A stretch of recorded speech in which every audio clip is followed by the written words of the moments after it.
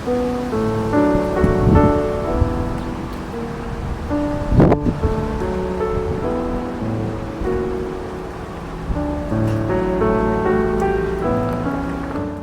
사랑, 나의 십자가. 누구의 사랑이라고요? 그러군요. 내 사랑이에요. 네. 나의 사랑, 나의 십자가. 오늘 우리가 함께 이 말씀을 통해서 다시 한번 십자가의 사랑을 내 마음 가운데 새겨놓고 내 발걸음에 주님 함께 하시기를 구하고 또 간절히 바라는 우리 삼손 가족들이 다 되시기를 주님 이름 간절히 소원합니다. 이게 뭘 것 같아요?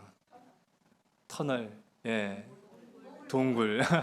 그렇죠. 굴입니다. 성경 속에는 참 많은 이 굴 이야기들이 나타나요. 우리가 알게 모르게 지나치기 쉬운데 성경 가운데 참 많은 동굴 이야기가 있는데 가장 대표적인 동굴 우리가 아는 게 뭐가 있을까요? 예수님의 무덤이지요. 돌무덤. 예, 그것도 동굴입니다. 이 굴이라는 것이 의미하는 것은요, 절망이에요. 출구가 없는 절망감, 캄캄한 인생, 빛이 들어오지 않는 그런 비참함을 이 굴이라는 것으로 표현할 수가 있는데 예수님께서 십자가에 달려 돌아가셨습니다. 그리고 예수님을 그 돌무덤 안에 안장하고 그 돌무덤은 돌로 막아버렸죠. 완전히 주님과 우리가 이 무덤, 돌로 된 무덤으로 분리가 되었을 때 예수님을 따랐던 많은 사람들, 특별히 예수님의 제자들은 모든 것이 다 끝났다라고 생각을 했어요.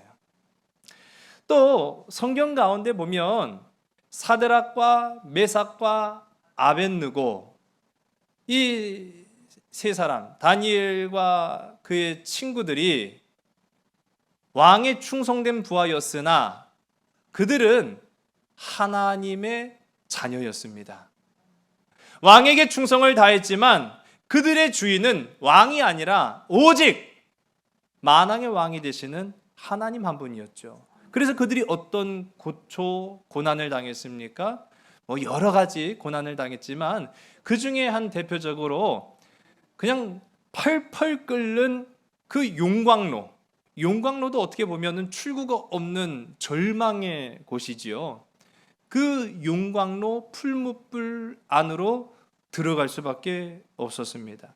그들이 그 풀무불에 던져졌을 때 그를 바라보는 많은 사람들, 심지어는 그 명령을 내린 임금조차 그들은 다 끝났다라고 생각을 했습니다. 여러분, 믿음의 아주 역사를 많이 이루었던 엘리야 선지자, 그 엘리야 선지자가 낙심을 했어요. 낙심을 하고 호렙산의 한 동굴 안에 머물게 됩니다. 꽤 우울한 분위기가 됐겠지요. 그림에 보시는 이 동굴 안에 낙심이 찾아오고 절망이 찾아와서 머물게 된다면은 남는 것은 우울밖에 더 있겠습니까? 그는 그곳에서 자신의 모든 것들이 다 끊어지고 끝났다라고 생각을 했습니다. 성경 가운데에서 가장 동굴하고 친숙한 사람이 누굴 것 같습니까? 다윗이지요. 다윗입니다. 이 다윗도 참 어떻게 보면은 단연 동굴에서 가장 많이 머문 사람 중에 한 사람일 거예요. 이 춥고 좁은 동굴을 한 군데도 아니고 이곳 저곳 옮기며 돌아다녔는데 살려고 그렇게 도망 다녔거든요. 동굴 속으로. 제가 성지순례를 가서 이번에 다윗이 도망 다녔을 것이다라고 추정되는 그 동굴을 가봤어요. 진짜 성인이 들어가기에는 너무 좁아요. 성인이 그 굴 속으로 들어가려면은 몸을 비집고 기어서 들어가야만 합니다. 물론 그 안으로 들어가면은 이제 여러 사람이 머물 수 있는 커다란 공간이 나오긴 합니다만은 그 비좁고 춥고 습기 찬 이 동굴을 살기 위해서 이곳저곳 떠돌아다닌 세월만 무려 10년이에요. 어마어마하죠. 사람들은 물론이고 그를 기억하는 많은 이들이 다윗은 다 끝났다라고 생각을 했습니다. 그러나 여러분, 우리가 아는 돌무덤은 열렸는 줄로 믿으시기 바랍니다. 부활하신 주님의 능력으로 열리게 되었다라는 사실이죠. 죽음의 것이었고 절망의 것이었던 그 동굴은 부활의 장소로 바뀌게 되었는 줄로 믿으시기 바랍니다. 사드락과 메삭과 아벳느고를 불태우기 위해서 펄펄 끓는 그 윤광로는 오히려 그들을 포박하고 있었던 포승줄을 녹여버렸습니다. 그러나 그들은 털끝 하나 다치지 않았습니다. 그들은 그곳에서 절망의 자리, 아픔의 자리, 죽음의 자리에서 하나님의 능력을 나타내 보였는 줄로 믿으시기 바랍니다. 엘리야가 절망으로 머무른 그 호렙산에서 하나님과 만나게 되었는 줄로 믿으시기 바랍니다. 다윗은 그 절망과 어둠의 동굴에서 이렇게 고백합니다. 하나님이여, 내 마음이 확정되었고 내 마음이 확정되었사오니 내가 노래하고 내가 찬송하리이다. 내 영광아 깰지어다. 비파야 수금아 깰지어다. 내가 새벽을 깨우리로다. 주여, 내가 만민 중에서 주께 감사하오며 문 나라 중에서 주를 찬송하리이다. 무릇 주의 인자는 커서 하늘에 미치고 주의 진리는 궁창에 이르나이다. 하나님이여, 주는 하늘 위에 높이 들리시며 주의 영광이 온 세계 위에 높아지기를 원하나이다. 아멘. 이 말씀을 보면 누가 십수년을 그 동굴을 전전하며 움츠러들며 극심한 스트레스를 받고 우월감에 빠졌을 거라고 생각하겠습니까? 그는 그 캄캄한 동굴 속에서 하나님을 찬양했습니다. 하나님의 도우심을 구했습니다. 주님을 의지했습니다. 그랬더니 하나님께서 그를 만나 주셨는 줄로 믿으시기 바랍니다. 이런 모습은 주변에 선한 영향력을 끼치기 시작했어요. 다윗 혼자 도망다닌 게 아니었어요. 다윗과 함께 머무는 사람들이 있었고 다윗을 따르는 무리가 있었어요. 그러나 그들도 마찬가지로 십수년이라는 긴 도망자의 생활 끝에 우울감이 찾아올 수 있었고요, 절망감이 그들을 붙잡을 수 있었어요. 그런데 그들의 영적 리더자였던 다윗이 그 침울하고 캄캄한 동굴 속에서 내가 하나님을 높이 찬양합니다. 내가 새벽을 깨우리로다. 하나님은 나와 함께 하신다라고 담대하게 고백했을 때 절망의 터널이 축복의 예배 처소가 되었는 줄로 믿으신 여러분 되시기 바랍니다. 바울도 한때는 이런 절망의 동굴에 머물렀던 적이 있어요. 그가 고난의 동굴에 머물렀었는데 그때가 바로 빛으로 찾아오신 예수님을 만난 직후였어요. 그가 어떻게 변화됐습니까? 막 한순간에 막 예수님이 그를 만져주시고 막 뒤집어지게 만들어가지고 막 떼굴떼굴 뒹굴면서 하나님을 찬양하겠다고 막 그렇게 했어요? 아니었죠. 눈이 어두워졌어요. 비늘 같은 것이 바울의 눈을 가리워서 앞을 보지 못하게 만들었습니다. 그는 절망감에 빠졌어요. 앞을 보지 못하는, 마치 인생이라는 동굴 안에 갇혀버리고 말았어요. 지금까지 살아왔던 그 열심과 열정과 자기 고집이 다 소용없는 무용지물의 것이 되고 말았습니다. 앞을 보지 못한다는 것은요, 그냥 사형 선고를 받은 것과 다를 바가 없는 거예요. 그런 이 사도 바울이 절망 가운데 주님을 만나게 되었는 줄 믿으시기 바랍니다. 그 인생이라는 캄캄한 터널, 그 캄캄한 동굴 속에서 예수님을 인격적으로 만난 거예요. 인격적으로 만나고 이제 비로소 눈이 뜨고 나니까, 그 눈이 뜨였다라는 것은요, 육적인 눈만 떠졌다는 게 아니에요. 성경은 영과 육의 눈이 다 떠져서 진짜 그리스도인으로 새롭게 태어났다는 걸 말하는 겁니다.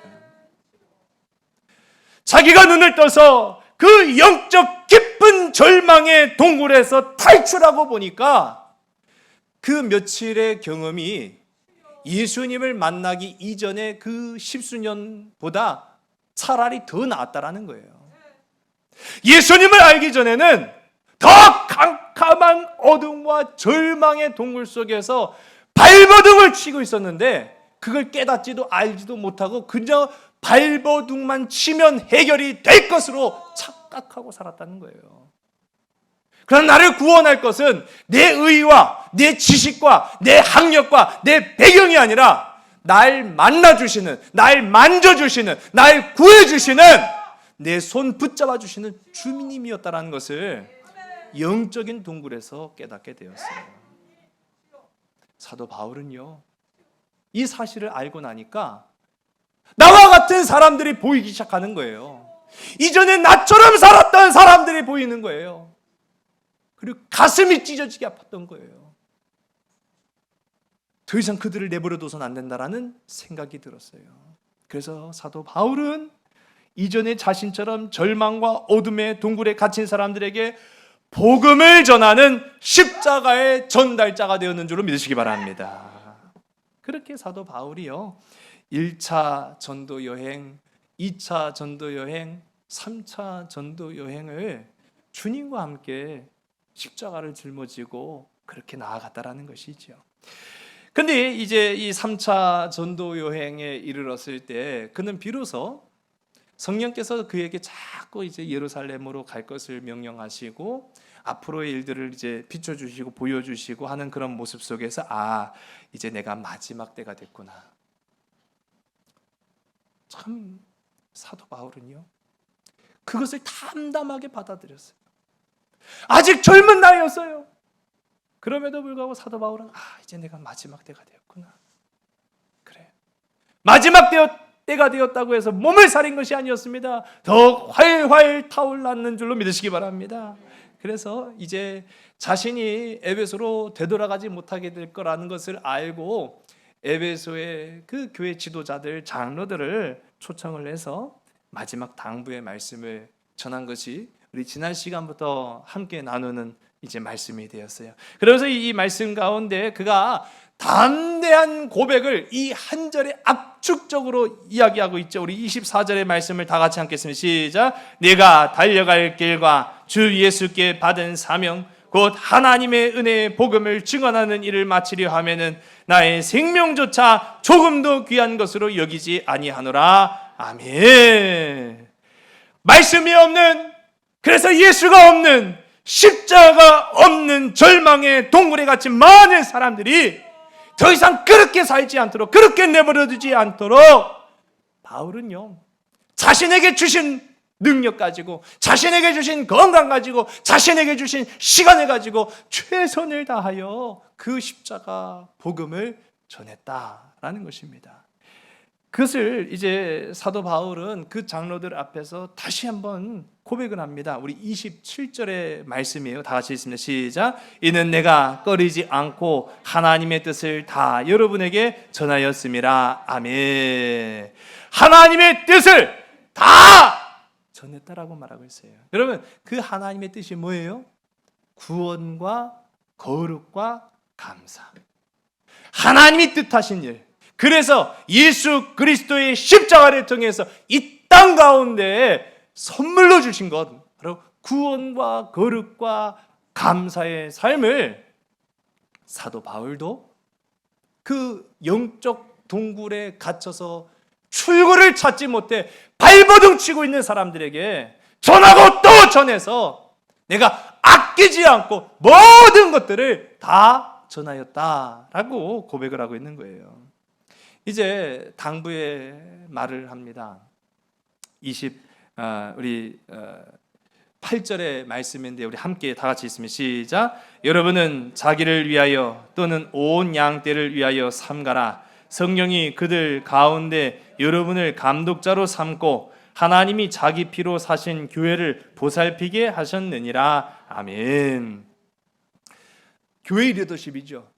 우리는 또 가정의 리더십이기도 합니다. 또 우리는 믿지 않는 세상의 리더십이기도 합니다. 여러분이 이끌어가는 사람들이에요. 여러분 또는 없는 곳에 길을 내는 사람들이에요. 그러나 내가 낸 길이 아니에요. 이미 나보다 앞서가신 예수 그리스도의 십자가의 길을 걷는 사람들이에요. 그 길을 걷는 사람들에게 지금 사도 바울은 두 가지를 당부하고 있는데, 첫 번째로는 삼가라 라고 말하고 있어요. 이 삼간다라는 표현을 우리가 이제 한글 성경으로 번역하는 과정 속에서 약간 좀 오해가 되고 또 이해가 되지 않는 그런 문장으로 해석되기 쉬운데, 이 삼가라라는 말의 헬라어는 프로세코라는 말은요, 이 관심을 갖고 조심하다라는 거예요. 조심시킨다라는 것이죠. 그러니까 많은 영적 리더십인 너희들이 성도들을 삼가야 한다라고 하는 것은요, 그들에게 관심을 갖고 그들로 하여금 조심시켜야 된다는 걸 말하는 거예요. 여러분, 우리 영적 관심을 갖고 기도의 처소처소마다 나의 기도를 하나님께 올릴 수 있는 복된 저와 여러분 되기를 주의로 간절히 소원합니다. 또 두 번째로 당부하는 것은 보살펴라 라고 말하고 있어요. 목양을 하라는 것이죠. 치라는 겁니다. 가정의 리더십, 또 세상의 리더십에게 오늘 우리에게 주시는 것은요, 내 양을 쳐야 된다. 그리고 관심을 갖고 그들로 하여금 이 거칠은 세상을 잘 살아가도록 양육해야 된다. 그것을 이제 사도 바울이 당부하고 있다라는 것입니다. 그렇다고 한다면 어떻게 우리가 그렇게 삼가고 그렇게 보살펴야 하느냐? 사도 바울의 이 보살피고 삼가라고 하는 하나의 가르침이 있어요. 큰 하나의 가르침이죠. 그 큰 하나의 가르침이 바로 눈물이었습니다. 놀랍지 않습니까? 사도 바울은 굉장히 이성적으로 말씀을 접근할 수 있는 능력이 있는 사람이에요. 사도 바울은 그러한 성경적 지식과 배경을 갖춘 사람이에요. 그런데 사도 바울이 1차, 2차, 3차 전도 여행을 하고 십자가의 전달자로서 복음을 증거하고 많은 사람들을 목양하고 치리하고 가르치고 양육하는 그러한 한 가지 기준이 자기도 고백하기를 눈물이었다라고 말하고 있어요. 우리 31절의 말씀을 우리 다 같이 함께 해보겠습니다. 우리 다 같이 시작. 그러므로 여러분이 일깨어 내가 3년이나 밤낮 쉬지 않고 눈물로 각 사람을 훈계하던 것을 기억하라. 아멘. 이 에베소 성도들과 함께 동거동락했던 세월이 3년 가까이 되었습니다. 그런데 그 3년 가까이를 사도 바울은 어떻게 했느냐? 밤낮을 눈물로 훈계했다. 눈물로 가르쳤다라고 말하고 있어요. 저는 이거 한 가지는 변치 않는 진리라고 생각합니다. 눈물로 기도한 자녀는 어긋나지 않아요. 우리 한번 따라해볼까요? 눈물로 기도한 자녀는 어긋나지 않습니다. 여러분, 바라기는 여러분의 가정, 여러분의 자녀들 눈물로 기도하시기를 주의로 간절히 소원합니다. 바울은 결혼해서 자녀를 낳진 않았어요. 그러나 그는 그 심정을 알고 있었어요. 그래서 바울은 눈물로 세워진 성도는 어긋남이 없다라는 것을 알고 있었어요. 왜냐하면 그것을 주님으로부터 배웠기 때문이죠. 그리고 남겨진 교회 리더십 지도자들도 그렇게 하기를 원했다라는 것입니다. 그도 그럴 것이 염려되는 것이 있었어요. 우리 29절의 말씀을 함께 읽습니다. 시작. 내가 떠난 후에 사나운 이리가 여러분에게 들어와서 그 양떼를 아끼지 아니하며. 아멘. 사나운 이리. 여러분, 이 사나운 일이라는 것은요, 많은 외부의 그런 공격적인 또는 적그리스도의 세력을 의미하는 거예요. 그런 많은 사나운 이리가 그 양떼를 아끼지 않을 것이다. 그러니까 생명을 해하게 될 것이다라는 것이죠. 상처를 주고 그들을 구원의 길로 가지 못하도록 회방하게 될 것이다 라고 말하고 있어요. 또 30절의 말씀을 우리 함께 했습니다. 시작. 또한 여러분 중에서도 제자들을 끌어 자기를 따르게 하려고 어그러진 말을 하는 사람들이 일어날 줄을 내가 아노라. 아멘. 어그러진 말을 하는 사람들이라 라고 성경은 말하고 있어요. 왜곡된 말을 전하는 사람들, 그러니까 근거 없는 말을 하는 사람들, 앞과 뒤가 맞지 않는 비논리적인 또는 비신앙적인 말로서 상처를 주는 걸 말하는 거예요. 그런데 그런 위협은 어디로부터 있냐고요? 안에 있다라는 거예요. 교회 안에서 그런 상처가 있을 수 있다. 그렇기 때문에 사도 바울은 이 두 가지를 염려했어요. 외부의 위협과 내부의 위협이 이제 내가 떠난 후에 많은 성도들을 흔들게 할 거야. 그리고 어렵게 할 거야. 여러분, 지금 우리가 지금 살아가고 있는 시대가 그렇지 않습니까? 외부의 위협들이 많은 믿는 사람들을 흔들어 놓고 있어요. 또 내부에서도 많은 어그러진 말을 통해서 믿음의 길을 회방하고 방해하고 봉사하는데 우리를 주저하게 만들고 멈칫거리게 만들고 있다는 사실입니다. 이런 모든 것들을 사도 바울은요, 눈물로 가르쳤다라고 말하고 있어요. 눈물로 가르쳤다. 그러면 바울이 이렇게 눈물을 흘려가며 가르치고자 했던 이 두 가지, 그런데 그 정확하게 두 가지는 무엇이었느냐? 말씀으로 든든히 서라. 사도 바울이 눈물을 흘려가면서까지 그렇게 주장하고 당부하고 또 자신도 그렇게 했던 것은 바로 말씀으로 든든하게 서라 하는 것이었어요. 우리 32절의 말씀을 함께 읽습니다. 시작. 지금 내가 여러분을 주와 및 그 은혜의 말씀에 부탁하노니 그 말씀이 여러분을 능히 든든히 세우사 거룩하게 하심을 입은 모든 자 가운데 기업이 있게 하시리라. 아멘. 말씀을 사모하는 복된 여러분 되시길 바랍니다. 말씀에 집중하는 여러분 되시길 주의 간절히 소원합니다. 그 말씀에 초점을 맞추고 우리의 삶을 의탁하여 주님과 함께 동행할 수 있는 귀하고 아름다운 우리 믿음의 지체들이 다 되시기를 주의 간절히 소원합니다. 우리 옆에 계신 분들한테 서로 이렇게 고백할 거예요. 말씀을 붙들고 삽시다. 시작. 여러분, 말씀 붙잡아야 이겨냅니다.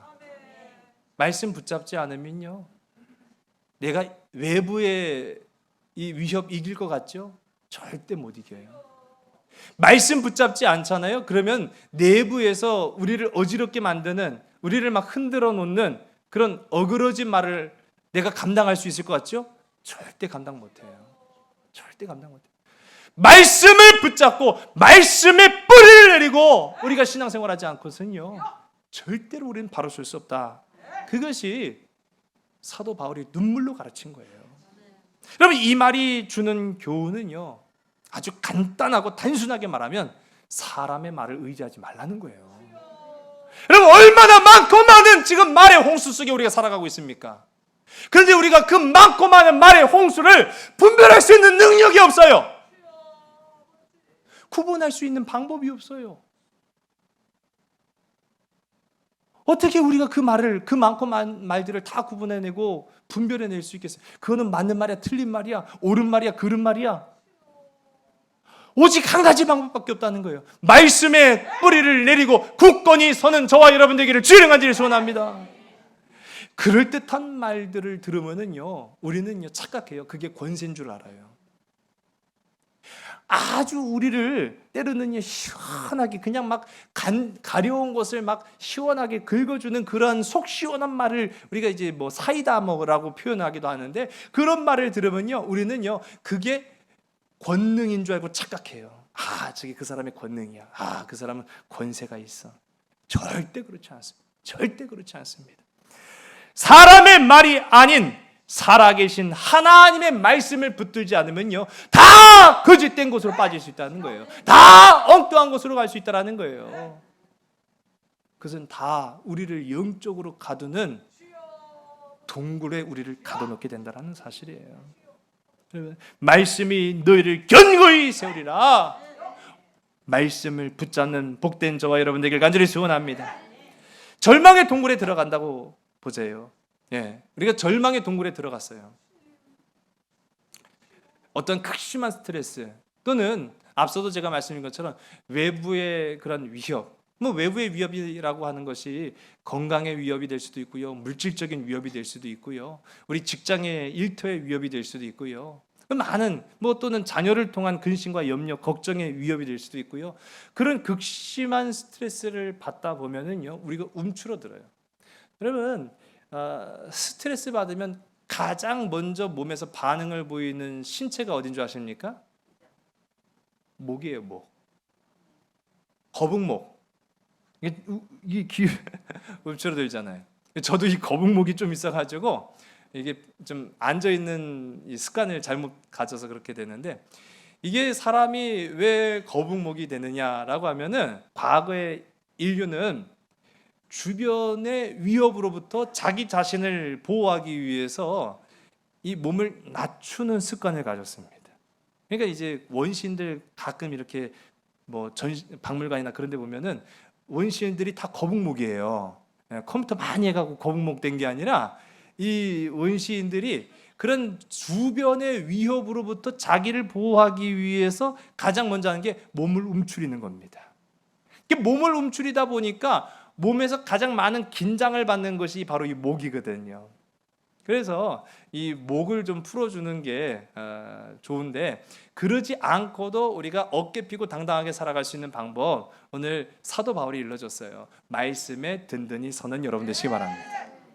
그럼 세상 걱정, 근심, 염려, 두려움이 우리를 움츠러들지 않게 만든다라는 것이죠.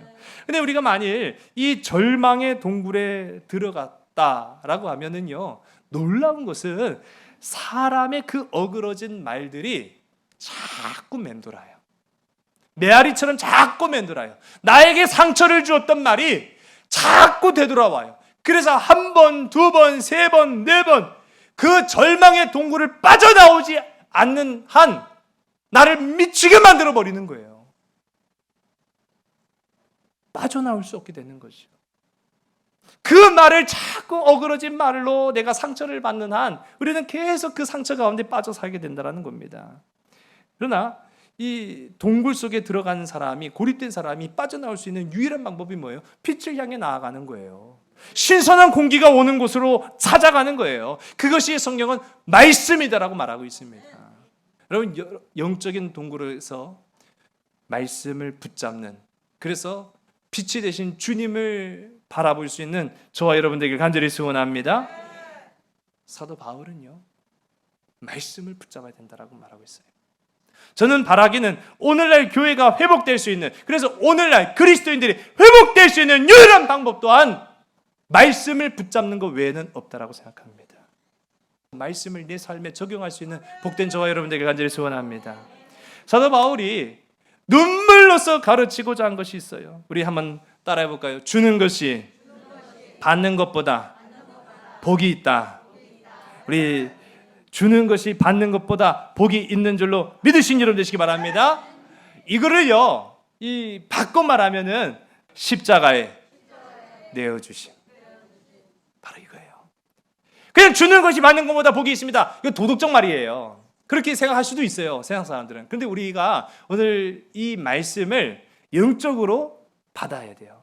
이 주는 것이 받는 것보다 복이 있습니다라고 말한 이 사도 바울이 그것을 눈물로 증거하는 것은 바로 십자가에 내어 주심이 너의 삶이 되어야 된다라는 거예요. 35절의 말씀에 시작. 범사에 여러분에게 모본을 보여준 바와 같이 수고하여 약한 사람들을 돕고 또 주 예수께서 친히 말씀하신 바 주는 것이 받는 것보다 복이 있다 하심을 기억하여야 할지니라. 아멘.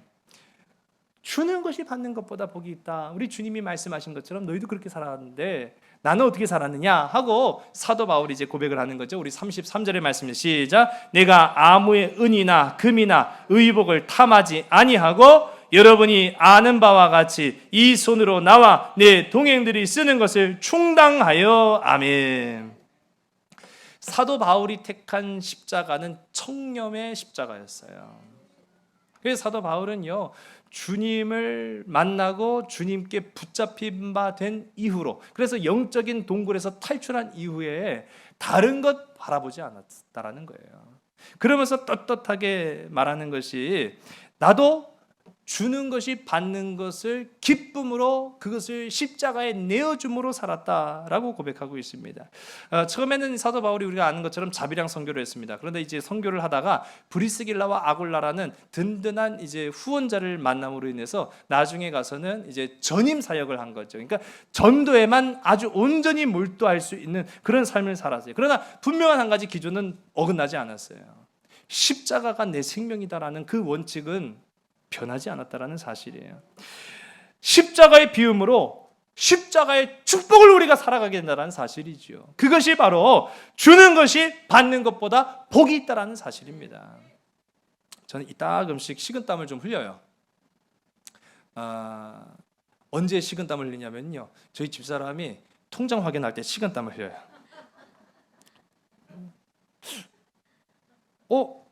이 돈이 뭐예요? 이 돈이 왜 나갔어요? 저한테 물어보면은 안 나던 식은땀이 아주 등줄기에서 샘솟듯이 솟구쳐 오릅니다. 그게 뭔 돈이지? 하고 저도 이렇게 가만 봐요. 그러다가 좀 썼어요. 제가 이렇게 얘기를 해요. 그리고 막 얼버무리죠. 그러면 아니 이거 어디다 썼냐고요? 이렇게 이제 물으면은 좀 썼는데 안 물어보면 안 되냐고 이렇게 제가 묻죠. 제가 이제 열심히 목회하는 후배 목회자들 또 동기 선교사들 여럿 있어요. 이제 가끔 가다가 제가 뭐 자주는 아니까 뭐 자주라고 하면은 제가 거짓말하는 사람이니까 제가 가끔 가다가 필요한 것들을 이제 보내줍니다. 필요한 것들을 보내주는데 저도 많이 그렇게 해왔기 때문에 그랬어요. 저도 정말 생각하지도 못했던 부분에서 하나님의 도우심의 손길을 통해서 체험을 해봤기 때문에 제가 이따금씩 그렇게 보내줘요. 물론 목회하는 친구들 후배들뿐만이 아니라 그렇지 않고 그리스도의 일을 열심히 감당하는 사람들에게도 제가 가끔 그렇게 하는데, 근데 제가 그렇게 해놓고요 잊어버려요. 근데 이따금씩 깜짝깜짝 놀라요. 이따금씩 깜짝깜짝 놀랐는데 한 번은 어떤 분에게 고개를 좀 보내드렸어요. 고개를 보내드렸더니 문자가 온 거예요. 문자가 왔는데 어떻게 알고 고기를 보내주셨냐고 그러는 거예요. 그래서 알고 보내줄 리가 없죠. 모르고 보냈죠. 그런데 자기 아내가 너무 고기를 먹고 싶어 했는데 그러던 와중에 제가 보내준 거예요. 제가 다른 말은 없고 하나님은 다 아십니다 그렇게 하고 말았는데 저도 깜짝 놀랐죠. 또 어떤 분은 내 생일인 걸 어떻게 아셨냐는 거예요. 몰랐죠. 당연히 제가 어떻게 알아요. 그런데 하나님이 그렇게 역사를 하시더라고요. 더 놀라운 것은요, 그리고 나서는 하나님이 더 좋은 것으로 베풀어 주세요. 그것이 물질뿐만 아니라 어떠한 조건과 상황을 통해서도 하나님은 더 좋은 것을 베풀어 주세요. 그렇구나. 하나님 앞에는 주는 것이 받는 것보다 복이 있구나. 여러분, 제가 이 말씀을 드렸다고 해서 그러면 다 물질적으로만 그렇게 해야 됩니까? 어디까지 그럼 줘야 됩니까? 여러분, 다른 거 필요 없어요. 주님을 보시는 여러분 되시기 바랍니다. 주님이 하신 일, 주님이 주신 것을 보면 돼요. 주님이 3년의 공생애 활동을 하시면서 너 돈 필요하건 돈 줄게, 너 옷 필요하건 옷 줄게 하셨어요? 우리 주님은 그럴 형편이 못 됐죠. 돈을 주신 적도 없고 옷을 벗어주신 적도 없어요. 사실은 우리 주님 좀 옷 좀 벗어주지, 그 참 야박하게 그럴 수 없잖아요. 우리 주님은 단 한 번도 그런 적 없으셨어요. 우리 주님은 하나님의 능력을 베풀어 주셨는 줄 믿으시기 바랍니다. 천국을 주셨는 줄 믿으시기 바랍니다. 사랑을 주셨어요. 그런데 마침내는 우리 주님 십자가상에 쓰셨을 때에는 모든 것들을 다 주셨어요. 성경을 보세요. 우리 주님의 입은 그 속옷까지도 주셨음을 보게 됩니다. 심지어는 그 생명을 아낌없이 주셨다. 영원한 구원의 기쁨을 위해서 우리 주님은 모든 것을 다 주셨다라고 말하고 있어요. 사도 바울은 그 십자가의 사랑이 무엇인지를 알았기 때문에 눈물로 가르쳤다라는 것입니다. 여러분, 이성적으로 신앙생활하면은 하나님의 역사를 체험할 수 없습니다. 말씀을 붙잡고 십자가의 사랑을 나누게 될 때 하나님의 능력과 기적을 경험하게 되는 줄로 믿으시기 바랍니다. 그래서 사도 바울은 이제 마지막 당부를 하면서 보여주고자 한 것이 바로 십자가의 사랑이었어요. 여러분, 바울은 십자가의 전달자였습니다. 바울은 그 십자가가 자신의 전부였다라는 것을 오늘 이 장로들을 모아서 마지막 유언과 같은 말씀을 증거하며 당부했다라는 사실입니다.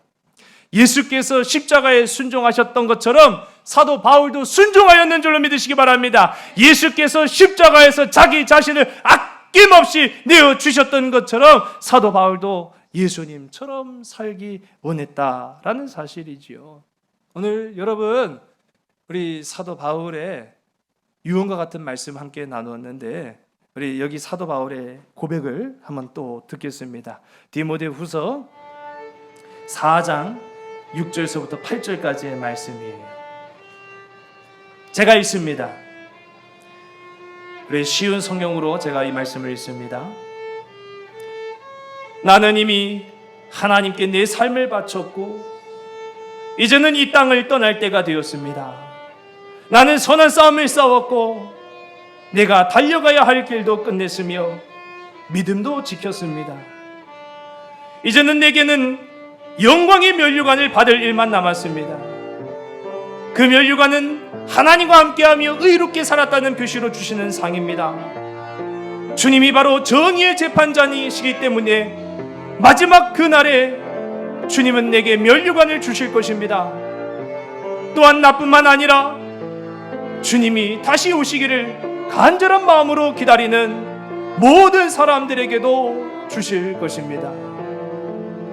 난 지극히 작은 자 죄인 중에 괴수 무익한 날 부르셔서 간절한 기대와 소망 부끄럽지 않게 십자가 전케 하셨네. 어디든지 가리라 주위에 서라며 나는 전하리 그 십자가. 내 몸에 밴 십자가 그 보혈의 향기 온 세상 채울 때까지 살아도 주를 위해 죽어도 주를 위해 사나 죽으나 난 주의 것. 십자가의 능력 십자가의 소망 내 안에 주만 사시는 것. 살아도 주를 위해 죽어도 주를 위해 사나 죽으나 난 주의 것. 십자가의 능력 십자가의 소망 내 안에 주만 사시는 것. 난 지극히 작은 자 죄인 중에 괴수 무익한 날 부르셔서 간절한 기대와 소망 부끄럽지 않게 십자가 전케 하셨네. 내 사랑 나의 십자가. 아버지 하나님 감사합니다. 우리는 비록 연약한 자일지라도 예수 그리스도의 사랑의 눈물로 말씀에 세움받은 하나님의 자녀 되었습니다. 십자가의 그 크신 은혜와 사랑으로 내어주는 것이 받는 것보다 더 귀함을 오늘 십자가를 통해 깨달은 십자가의 전달자 되었습니다. 이제 사도 바울의 이 눈물의 고백처럼 우리도 세상 향하여서 복음을 전하는 자 되게 하여 주시옵소서. 세상의 그 어떤 위협적인 말 가운데도 주님을 만나고 주님의 능력을 힘입어서 담대함으로 하나님을 찬양할 수 있는 하나님의 예배자가 다 될 수 있도록 인도하여 주시옵소서. 세상을 보면 소망이 없습니다. 사람을 보면 기쁨이 없습니다. 그러나 하나님은 사람에게 소망을 주셨는 줄 믿습니다. 하나님은 이 땅과 열방 가운데 소망을 주셨는 줄 믿습니다. 그 소망과 기쁨을 가지고 먼저 믿은 우리들 나아가게 하여 주시옵소서. 모든 것 주께 온전히 의탁하오며 사랑 많으신 예수 그리스도의 이름으로 감사하며 간절히 기도드렸사옵나이다. 아멘. 살아도 주를 위해 죽어도 주를 위해 사나 죽으나 난 주의 것 십자가의 능력 십자가의 소망 내 안에 주만 사시는 것 어디든지 가리라 주 위에 서라면 나는 전하리 그 십자가 내 몸에 밴 십자가 그 보혈의 향기 온 세상 채울 때까지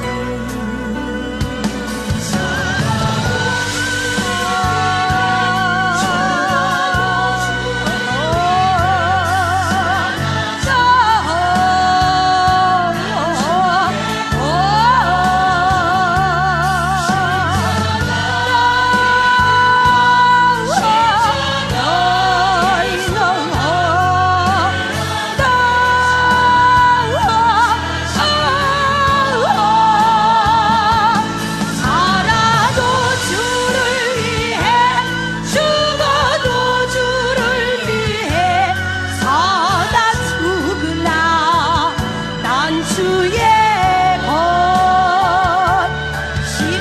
십자가의 능력 십자가의 소망 내 안에 주만 사시는 것난 지극히 작은 자 죄인 중에 괴수 무익한 날 세우셔서 간절한 기대와 소망 부끄럽지 않게 십자가 전케 하셨네.